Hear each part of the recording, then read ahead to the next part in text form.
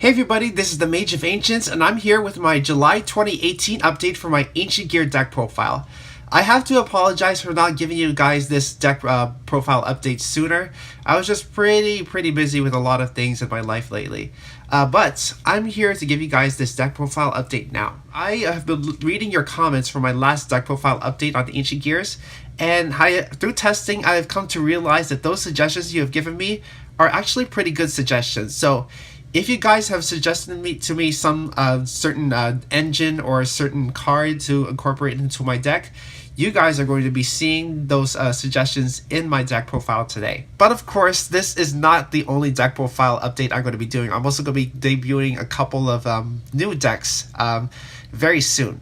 So if you guys want to stay tuned for that, then be sure to hit that like button and also subscribe so you'll be the first to know when I upload those brand new deck profiles. And of course, you guys can also suggest different deck profiles you guys would like to see down in the comments below. With all that being said and done, let's just get started with this Ancient Gear deck profile update. So to start off with the monsters, I run one copy of Ancient Gear Reactor Dragon, and I also follow that up with 2 copies of Ancient Gear Golem as well as 1 copy of Ultimate Pound. Reactor Dragon, yes, you guys probably know, the gains effects depending on whether you tribute an Ancient Gear or a Gadget monster or both for its tribute summon. And Ancient Gear Golem is necessary so for that Elemental Hero Prisma engine. And I also have Ultimate Pound for extra attacks. I might cut Ultimate Pound out just because, just so I can avoid breaking.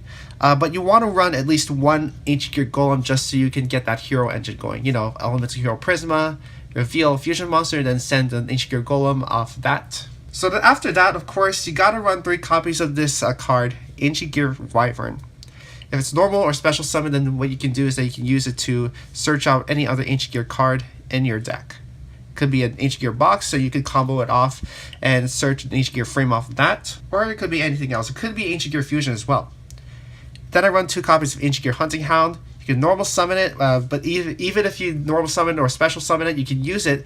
Actually, you can use it to fusion summon using monsters from your hand and your field for a fusion summon of an Ancient Gear monster. I also run 2 copies of Ancient Gear Box. Some people would like to run only 1 copy, but I like to have that additional searching capability for a fusion material. So you can just I could just discard it for a cost for Ancient Gear frame, or I could just use it as fusion material. Either way, it's a pretty good card. And I also run 2 copies of Ancient Gear frame after that. So this card lets you discard a card, and then what you can do is that you can add Ancient Gear Golem or a spell or trap from your deck to your hand that includes Ancient Gear Golem in its text.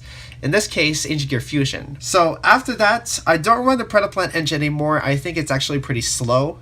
So instead, I run, of course, like last time, the Symphonic Warrior engine. Symphonic Warrior Guitar, 3 of that, as well as 1 Symphonic Warrior mics. This is also a problem because I do want to avoid breaking, but I still like the engine nonetheless. You can just discard a card, let's say a box, or you could also discard an Ancient Gear Catapult and then special summon your mics so you get an extra normal summon. And then finally, from the monsters, I run 3 copies of Elemental Hero Prisma for the hero engine. In case you guys don't know what this does, once per turn, you could reveal a fusion monster and then send one of those fusion materials from your deck to your graveyard, and Prisma acts as that monster you sent to the graveyard. In this case, I reveal my ultimate Ancient Gear Golem and then send an Ancient Gear Golem as a fusion material from my deck to my graveyard, and Prisma becomes Ancient Gear Golem. So those are my monsters. Now for my spells, of course I run 3 copies of Gear Town, and to search it out, 3 copies of Terraforming.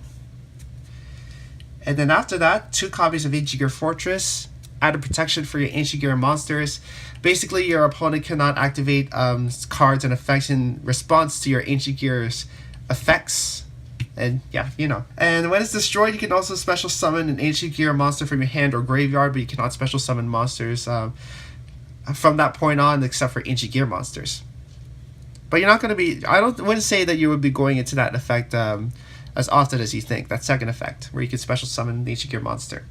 So after that, I run, of course, 3 copies of Ancient Gear Catapult, because you gotta get that combo going. Gear Town or Ancient Gear Fortress, so you combo it with Catapult, and you're off to the races. 2 copies of Ancient Gear Fusion, If you have an Ancient Gear Golem on your field, then you can fusion summon using that, as well as Ancient Gear monsters from your deck. Then after that, 2 copies of Power Bond for double the attack, and 1 Overload Fusion because Chaos Ancient Gear Giant is a Dark Machine monster, so that works very well. In case you guys have not been seeing, I do run the Hero Engine. I run Elements of Hero Prisma, and to get it out, I have 3 copies of A Hero Lives right here. So you just pay your half your life points so you can special summon a level 4 or lower Elemental Hero monster from your deck. And then the last card that I have in my deck is 1 copy of Foolish Burial Goods. This is good just because you want to be able to reduce the amount of cards in your deck. And so what you do, you use Foolish Burial Goods to send a catapult from your deck to your graveyard, and then you just destroy any card that you control by banishing your catapult, and you get an Ancient Gear token. And now guys, onto my extra deck. I run 2 copies of Chaos Ancient Gear Giant. This is the card that you want to see at the end of your game, and it potentially wins you games. Its weakness is that it can basically be activated. It can be outed by monster effects outside of the moment in which it attacks. But when it does attack, your opponent cannot activate monster effects during the battle phase.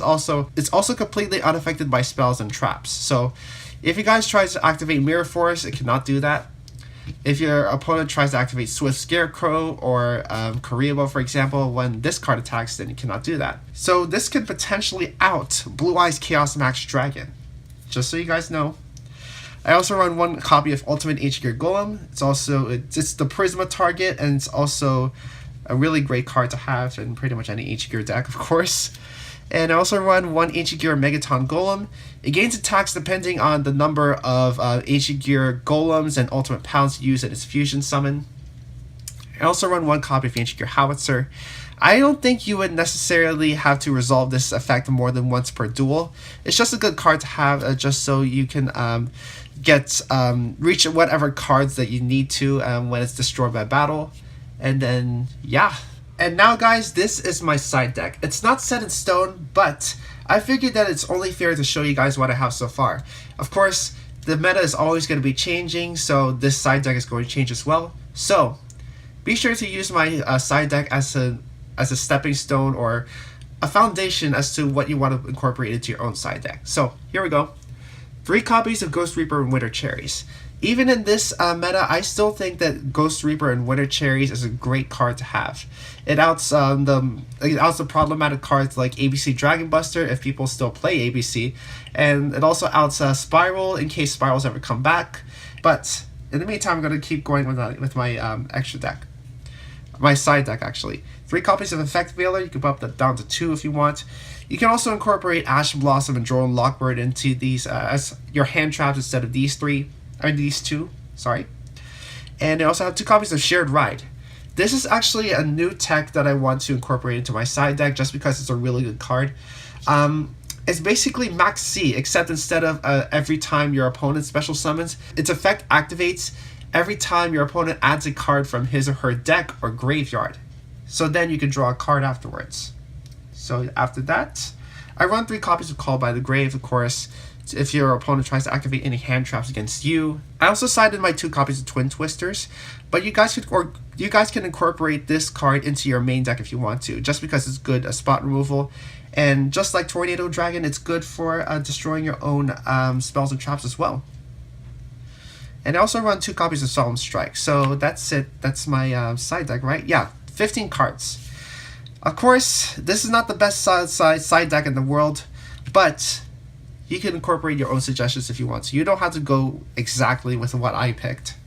So speaking of Ghost Reaper and Winter Cherries, these are only some of the cards that you want to target to basically give you more a higher win rate than you would normally not have without your Ghost Reaper. So there's Trickstar Holly Angel for the Trickstar decks, a Nightmare Mermaid to prevent your opponent from just locking you out of the extra monster zones, and there's also Nightmare Griffin. I picked Nightmare Griffin just because your opponent might have a way in which to just prevent you from special summoning or activating any monster effects.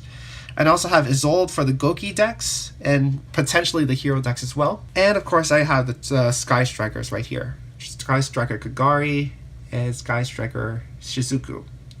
Yeah, Sky Strikers are still meta relevant, and they're probably the best deck at the format. So you want to be able to find a way to out that. Now, instead of leaving you guys disappointed with the side deck that I have, I'm gonna go ahead and give you guys some suggestions on what other side deck cards you can incorporate. So here we go. Raigeki, and the Dark Hole, and then Monster Reborn. Glad that this is back at 1, in my personal opinion. And you can also incorporate Solemn Judgment into your own side deck.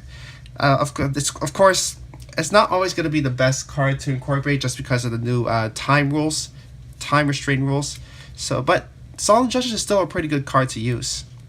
So yeah, and the other cards that you could incorporate are Storming Mirror Force, Compulsory Evacuation Device, and Bottomless Trap Hole. These cards, Compulsory Evacuation and Bottomless Trap Hole, they're actually back at 3 now, so you can incorporate 3 copies of each of these cards into your own side deck. Storming Mirror Force too. This is actually pretty good for outing nightmares, just in case you don't have any other way out. So yeah. And finally, the other card that I'm going to recommend to you guys. People are, of course, not going to like this card just because, especially because of the new time rules, but I still think that Lullaby of Obedience is a pretty good card. So, in case you guys don't know what Lullaby of Obedience does, you can activate this card, pay 2,000 life points, and then ask if a card that you name is in your opponent's deck. And if it is, then you can either add it to your hand or you can special summon it to your field. Let's say that you're going against a Nightmare-based deck. You can activate Lullaby of Obedience and then ask your opponent for their Ibli, and then you can prevent yourself from getting the Nightmare lock. Let's say that your opponent uses the Brilliant Fusion engine. You can activate this card, get the Garnet, and then they're just locked out of the Brilliant Fusion engine entirely. In case your opponent tries to use an Ash Blossom on this, then you basically have an out to just do the rest of your combos unless your opponent has a Joel and Lockbird and just locks you out from adding cards from your deck to your hand. Try this card out for yourself. I mean, you don't necessarily need to, but I still think this is a pretty good card to have. So that's it for my Ancient Gear deck profile update, guys. Thank you all so much for watching. If you guys enjoyed this video and you want to help support the channel, then be sure to like, comment, and subscribe, and also hit that notification bell so you'll be the first to know when I upload brand new Yu-Gi-Oh videos. Thanks for tuning in, everybody, and I'll see you next time.